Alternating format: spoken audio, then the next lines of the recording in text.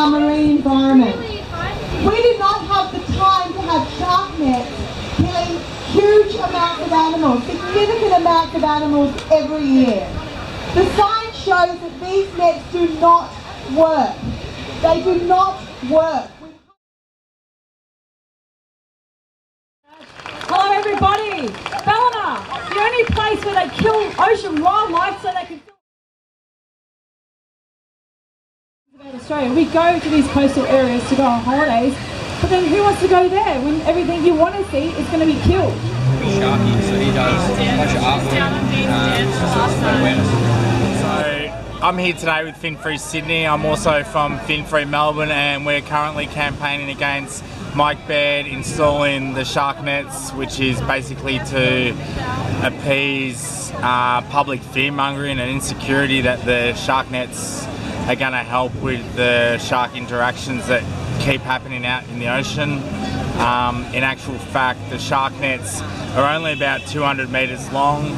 They don't go all the way to the bottom and they don't go all the way to the top, so the sharks can easily swim under, over or around the nets. 60% of wildlife, we're talking dugongs, turtles, dolphins, are actually caught on the inside of the nets trying to swim back out, which shows that it's not stopping anything from coming in, it's actually stopping and killing a lot of wildlife from going back out. So Fin Free Sydney is here today to campaign against the shark nets going in, and we're also campaigning against the shark fin trade, which the Greens are proposing a bill in Parliament to try and stop the sale, consumption of shark fin in New South Wales and hopefully in Australia as well.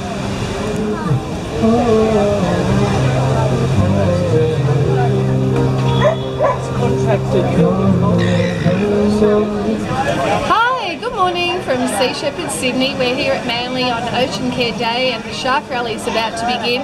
The reason we think the shark nets are bad is because, one, it gives a false sense of security to the swimmers because the shark nets are only 150 metres wide, allowing the sharks to go over, under and around.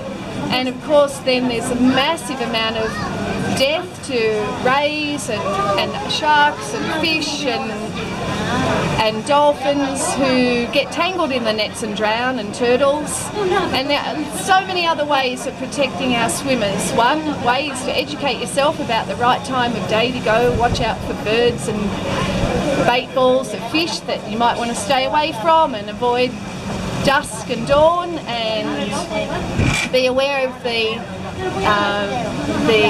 lifesavers that can tell you if they've seen sharks.